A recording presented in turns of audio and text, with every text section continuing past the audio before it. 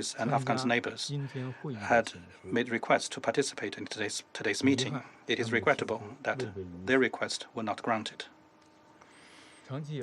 For a long time, UNAMA mission has played an important role in supporting the peaceful reconstruction of Afghanistan.